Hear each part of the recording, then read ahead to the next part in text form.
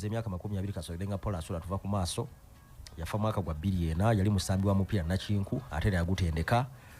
tetula nnyo kusanga basamba nnyo ne batendeka nnyo ndoza Pasula ebyo yagezaako kubikola byonna ne bimasamasa tuweko kadde tujukire ku mugenzi Paul Asula awezeze emyaka 2 kasolenga tuva ku maaso yaliko omusambi w'amaanyi ddala ate n'omutendesi Invari wana ntambi ekyenjawulo kirimu nga Hassan Tannajja olwaleero luno lwennyini lwe yafa ng'olwaleero 26 April ya so kati akati katukidde ku lunaku lwennyini ate lwe yavaawo abatuuliriza mwenna zamukola musaako nga bulijjo tuleetayo omuntu gwe twogerako ba event gye twogerako ogijjukiramuko ne kati tujjukira Paul Hasule nga babagambye yazaalibwa mu Novemba 1959 mwe yazaalibwa ekitegeeza nti we yafiira yalina emyaka 43 kubanga yafa nga 26 olunaku ng'olwaleero mu April kabi mukaga billion so kati otya nti we yafiira yali alina emyaka 43 ye Paul Edwin Hasule Paul Edwin Hasule nze okusooka okumulaba namulaba yasambirako mu Gangama ninga teyali by that time yali teyali nnyo w'amaanyi nnyo n'omupiira gwe okusambira ddala okumulaba nga w'amaanyi nnyo yali mu ttiimu ya Mbale Heroes. Ttiimu ya Mbale Heroes yasambira ddala omupiira omulungi ennyo ne by that time yali asamba kwajjukira nti Mbale Heroes ejja nga ate bakyusizza Gangama kuba Gangama bwe wangula ekikopo kya 1976 yasamba 7-7 Butter Bullets nga basamba mu mpaka zino eza Africa Cup Winners Cup nga ekikopo ekyokubiri ekya Africa kaje kyafuuka Confederations Cup Gangama mwe yali Asula oyo yali akajja nga avuuka abataba akajja ninga asoma mwe yali ate oluvannyuma n'abeera n'ajja mu Mbale Heroes kati Mbale Heroes eyo Gangama yasasika tugera okutuuka 7-8 nga Gangama ate bulukukidde mu Mbale Heroes naye nga zombi ttiimu zaaliwo naye ng'eri Mbale Heroes eri wansi kati Gangama bwesasika nga bazannyamu babaguzeeguzeemu kwa ttiimu z'abagula baasaasaana abaagenda mu zikofi abaagenda mu Simba abagenda mu ttiimu zino endala abaagenda ng'eyowa e Nairobi kati Basule bano baasigalawo era ne muganda we Wajira mpola Igenyi baasigalawo kwa ye ate Igenyi agenda Kenya n'asamba naye kati Basule n'ajja mu Gangama manya mu Mbale Heroes naye ng'asamba mu maaso nga namba 9 oluusi abeera mu 7 gy'ayita najja nga ate ng'alina speed akolosinga emipiira bulungi adduka asobola okuggyako abantu yali nga asobola okukola ebintu bingi n'asambirayo mu mwaka gwa 1981 Villa n'emulaba Villa n'emubeerako n'emwogereza okumutwala era okulaga nti bamututte mu Novemba wa 81 kuba mu 81 yasambira mu Mbale Heroes ne mu Novemba Villa musambisa mu kikopo kye bayitanga Jesse Owens Cup n'asamba era abantu balabira nti kati Asula agenze mu Villa wabula mu December Villa ina party ku Addis Beach Entebbe kati party eyo kwe yayanjulira abazannyi baayo bwe yanjulira shoko wejira nga Villa yesa abazannyi bangi nga mwabo mbe yayanjulira Asula yali abakulembe Jimmy Kirunda owa KCC ng'emulese mweyite 2 manya mweyite 1 mu December okwanjula abazannyi abagenda okugisambira mweyite 2 mu season olw'inaani omunene alinga agiridinga biseera ebyo mu biseera nga Asula tannagenda yali omukulu yalinga ssentebe wa president ssentebe yali Patrick Kawoya nga ssentebe nga Elia Bukamia ye team manager nga Edward Luyimbazi Mugalu ye secretary nga Ephraim Kizito ye treasurer nga gundi ba vice yali Henry Balamazewanga at that time. N'abalala baliko bagundi bano bagundi kwaliko abagundi bangi naye kati kyembadde njagala okujjayo ti Villa eyanjula abazannyi ne mu abazannyi beyayanjula byaleeta kuba abantu bonna buli omu yagenda kuba Villa aliisa ni kwakawe yagamba nti wali mbadde enzannya buzannyi kaakati ngenda kubayaga Villa kiki jjukira nti awo nawo ng'ekyusiza ennyo kati eyita Sports Club Villa ng'evudde ku Nakivo Villa kwa bwe yava mu Nakivo Boys ate awo negendako mu Nakivo Villa ate kati niwagamba kaweya najje naga tugituume Sports Club Villa kati ate awo kuba awo yajjanga kati aleeta nabyebweru byokka ne Villa Park ekisaawe bakiyita Villa Park abanyaki bakikyusiza erinnya kati Villa Park bintu ne bikyukira awo naye kati bwe baleeta okwanjula abazannyi ba Villa abaali bazze Ferguson yali nnyo muwagizi wa Aston Villa yali wa Aston Villa era kwa attachments zonna ezikola ki ezisinga mu mwaka wa Aston Villa ebyo ebiseera Aston Villa nga yamannyo wangula ni Champions Villa so yawangula Aston Villa yawangula league yawangula Champions League yali amaanyi kwe timu ez'amaanyi ebongeza ali Aston Villa mu kiseera ekyo ne Liverpool ne Everton za timu ssatu nga z'amaanyi ebongeza mu 81 82 egyo emyaka egyo paka ku 89 so kati bwe banjula abazannyi tulaba abazannyi buli omu yatya kuba buli omu yagenda entebe ku pati yagerako abazannyi ki Villa beekoze eki begenda okwanivera ne baleeta Jimmy Kirunda yali atambulirako ensonga za cases zonna Jimmy Kirunda ne bamwanjula Jimmy Kirunda adda wali wabbali kuba bonna basimba layini Jimmy Kirunda n'adda wali wabbali ne banjula Paul Hasure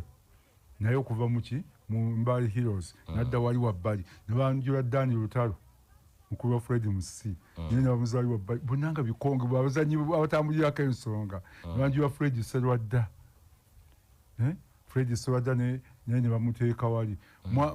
ne banjula Matthew Lucha wa Nairo bakwa naye baali batugamba bamututte Lucha yajja luvannyumako naye kati bamala okwanjula awo bayanjulirako ne Godfrey Kisitu yali avudde mu kkomera babasaba ne Paulo Sali abali abazannyi ba Simba mu Kisitu mpozi yasamba mu 78 Ghana yasamba e Ghana era yali omutebi yadda mu kyawuuma ng'alwadde ne banjulirako Kisitu gwetegeeza yono kojja wa Hassan Biruma Hassan Mawanda bamwita Hassan Waswa yes oyo kojjawe oyo Godfrey Kisitu naye ne bamuleeta ne bakwaki ne bamwanjula Kasirye yali ye yajja mu mwaka ogwo oguwedde naye kati naye bamuteeka kuba n'okwanjula okugajje bayita okumaniveringa abazambi abapya abazze naye ye Kasirye yali amaze okujja nga yamaze okujja okubeegattako ng'era ye kapiteeni nga bamuwadde ne bamuwana obwa kapiteeni so kati asoboye omu kuba abo abazannyi be baayanjula abaali ab'amannya abajja mu Sports Club Villa mu mwaka ogwo ogwa 82 kwajjukira bali abayigenyi bajja yite 3 ba Godfrey Davis Kamoga bayigenyi Vubya abo nabo bajja yite 3 bano bajja yite 2 bagisambye yite 2 bawangwa ekikopo kya Bitten era kakana ne bagana ne bawangwa ekikopo kya Bitten kyokka Asuule watuuka mu Villa Kirunda namugamba eri mu maaso Villa erinayo kati olwedde balinayo Rogers Nsoboga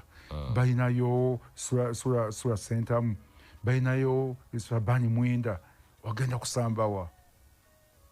namugamba ne bujjangu tusambe n'emabega ali ennamba nze nja kusamba wano 5 nsambe 4 nkweli mu bbiri Jumba yali gyali already no Jumba nga olusasamba 2 olusasamba 3 nga Jumba bamusambisa ne 3 eri bayinza okusambisa Dani Lutalo already gyali agakusamba 2 ate Jumba asambe 3 Asula asambe 4 Kirunda asambe 5 wano mukaga wateekawo Godfrey Kisitu ne bagaka kati aho tuba tukole Asule nga nakkiriza nkadde emabega nga batandika okusamba Asule watandikira okusambira omupiira omuyitirivu ng'akuba emabega ate asobola okugenda ko nga mu midfield n'atuukayo n'atwala omupiira kweganga muyitirivu first of all structure yali muwanvu yali munene yali asiba omupiira yali atomera yali adduka byonna yali abiina so Hasule kwe kujja era bwe batandikira okuwangula ebikopo kwega Villa bwetandikira dda mu 82 okuwangula ebikopo ewangula ligiyayo esooka jjukira nti ewangula ligi ko omupiira gwabwe ogwasembayo gwe bali balina okusamba ne KCC nga July 3 82 KCC yaguzira yatya no kuba KCC bwe basamba ne Masaka Union nga 29 John balina Masaka Union bwe basambe Masaka bagalifya abasaliriza kati KCC bakola drone neki KCC yalina kuba Masaka Union bwe jikubanga ku Villa bayetaaga draw etwaye kikopo kya 82 kati bavira bonna gye baasula bakawoya bonna ensi yasola Masaka kumpira gwa KCC ne Masaka Union ndi Masaka n'awuuma nga bonna bagenze kulaba nti Masaka egoba omupiira ogwo kati bo KCC nga bagamba nti bateebye eggolo bagisse kamoga gyateeba biro maya lito omupiira ne bagalese gwe bagisse omupiira gugenzeemu emu amaziga ne gabeera wali ne bazira omupiira gwa Villa ogwaliyo nga 3 July baguzira Villa nejja mu kisaawe nga KCC netalabikako Villa netwala ekikopo kye ekyasooka ni beaten because KCC teyajja kati mbadde mbaga Villa bwe mala kuwangula ekikopo kye 82 okwaddako kuwangula buwanguzi because abo ne bikopo 83 bawangudde Uganda Cup era aswe nga omukuba abamaanyi 84 bawangudde liigi era aswe nga omukuba bazannya abaali abamaanyi kuba Kiyonda ali amazina okuvayo mu 83 kwa Kiyonda avayo mu 83 mu Villa aswe kati asigamu nga ye munene engeri yali asambamu omupiira kwa 82 bali basamba ne Kiyonda nga Kiyonda ye munene gwatunuulidde Kiyonda bw'avaayo nga bakyakale ne Villa mu July wa 83 asula asigala ye munene asula abeeramu bawangudde ebikopo ebinene bajja bawangula okujjako 85 batawangula ekikopo 86 ne bateekawo kyafaani ne batandika kuwangula bibiri kati mu 85 balemerera okuwangula ekikopo balina nga gundi kuba Jamilu Kasiri akoma 84 obwa kapiteeni babumuggyako kuba bwa 83 bali babwadde Kironda bw'avaayo n'atambulamu ne buddira Kasiri n'addamu n'abeera kapiteeni ng'akola ne Jomba kati 85 obwa kapiteeni babuwa Sam Mbiru kati akolanga technical vice president technical mu kiseera kino mu Villa Sam Mbiru babumuwa n'akola mu 85 yati bawangula ekikopo na kimu mu 86 nabwa Paul Hasule bawangula ekikopo bibiri ligi ne Uganda Cup awo nate badda mu butawangula ekikopo ne bagenda dda paka okujjako 1991 batawangula ekikopo n'ateera ne batuuka ku Africa Club Championship ku finals Club Africa we bakubira ku finals awo Nasula akyali musambi waabwe musambi waabwe era ye captain 92 era nga Hasule captain ne batuuka ku finals CAF Cup kati kibagatta ne CAF Winners Cup ne kifuuka Confederations Cup so Asula onanga yiye until this November 1993 Asula retiring omupiira ate mu 88 Latigo nga agenze Germany okusoma Asule afuuka captain wa Uganda Cranes era wa captain Asule owa Uganda Cranes abuvaako nga yavudde ne ku bwa Villa mu November wa 93 kyova nti ensobi y'abantu gye bajja ne balowooza nti Kabugo yali captain wa Uganda Cranes okuva mu 92 Rokwaibo yagenda ne tiimu ng'egenze Tanzania okuwangula ekikopo ne bawangula ekikopo kya Sekafa nejjukira nti abazanyi ba Villa baali already bali mu kikopo kya Confederations kya CAF Cup nga tebasobola kugenda ate mu kiri kw'obudde ebiseera byali byebimu Asule n'abanga teyagenda n'ate yatujjuke nti ne mu July June Asule ate baamuwera nga bagala nti yakuba liifali namusiba omwaka n'omwaka yagutwalako emyezi tejeewa kumpi 3 ate ne balyoka bamuta mu 1991